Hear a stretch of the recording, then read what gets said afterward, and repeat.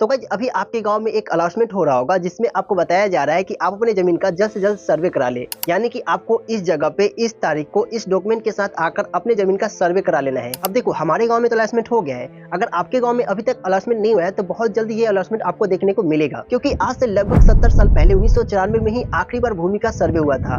अब यहाँ पर आपको भूमि सर्वे को लेकर के आपके मन में कई सारे सवाल आ रहे होंगे। पहला कि ये भूमि सर्वे का आखिरी डेट कब तक है, और दूसरा कि आखिर ये क्यों कराया जा रहा है भूमि सर्वे, और तीसरा क्या हमें ये भूमि सर्वे कराना जरूरी है। तो इन सारे सवालों का जवाब आपको इसी वीडियो में मिलेगा, तो आप वीडियो के अंत तक दिल थाम के बैठे रहेंगे। तो चलिए शुरू करते हैं। देखिए भारत में जितने भी कोर्ट केस आते हैं उसमें से 66% केस केवल भूमि विवाद का होता है, और यही वजह है कि एक प्राइवेट भूमि का भूमि विवाद को सुलझाने के लिए कोर्ट को पूरे 12 साल दिए जाते हैं, और वही अगर वहाँ पे सरकारी भूमि होगा तो उसके लिए 15 सालों का समय रखा जाता है। और दूसरी नंबर बात की भूमि विवाद के कारण काफी सारे लोगों की जान भी चली जाती है। मतलब इसी जमीन विवाद की समस्या को खत्म करने के लिए जमीन का सर्वे शुरू किया गया है, और ये खास करके सबसे पहले बिहार राज्य में होगा, क्योंकि आप देखेंगे तो सबसे ज्यादा भूमि विवाद का केस बिहार राज्य में ही होता है। तो अगर आप अदर स्टेट से हो तो ये अदर स्टेट में भी बहुत जल्दी ये सर्वे का काम शुरू होगा।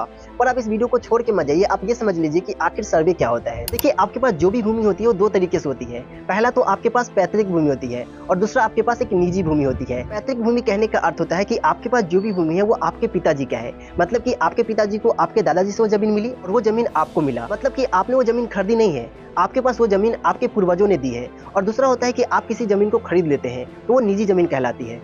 तो अब देखिए आपके पास जो भी पैतृक भूमि होती है उसमें आपका नाम नहीं होता है। कहने का अर्थ हुआ कि आपका जो भूमि है वो आपके नाम से नहीं है, आपके पिताजी के नाम से है। तो यहाँ पे यही सर्वे शुरू किया गया है, जिसमें क्या होगा कि आपके पिताजी के नाम से जमीन है वो क्या किया जाएगा, उनके जो भी बेटे हैं सारे के नाम पे सर्वे कर दिया जाएगा। मतलब इस सर्वे के अनुसार आपका जमीन का जितना भी पर्टिकुलर हिस्सा हो रहा है वो आपके नाम कर दी जाएगी। और दूसरा कि अगर कोई बेटी अपने पिता की पैतृक संपत्ति लेना चाहती है तो उनको भी सर्वे कराना जरूरी होगा। ये आपके ऊपर डिपेंड करता है कि आप इसे कराते हैं कि नहीं, क्योंकि हिंदू उत्तराधिकार अधिनियम के तहत पैतृक संपत्ति में बेटी का भी हक है। अब आगे आपके मन में एक और सवाल आएगा कि अगर कोई भूमि विवादित है, यानी कि कहने का अर्थ हुआ कि उस भूमि पे केस चल रहा है, तो उस भूमि का सर्वे होगा कि नहीं। तो इस भूमि का भी सर्वे होगा, और शर्तें उस भूमि के सर्वे में लिखा जाएगा कि आखिर इसके विवादित का कारण क्या है, आखिर क्यों किस वजह से ये भूमि विवादित है, सब कुछ उस पर लिखा जाएगा। अब आखिरी डाउट कि अगर हमें सर्वे कराना है तो हमें कौन कौन से डॉक्यूमेंट लगेंगे। तो देखिए आप अपने जहां भी अनाउंसमेंट हुआ है उस जगह पे जाइए और पता कीजिए कि कौन से डॉक्यूमेंट लग रहा है और किस तरीके से सर्वे हो रहा है, और आप वहां पे जाकर के सर्वे कराइए। और एक और डाउट कि अगर कोई इस बिहार से बाहर रह रहा है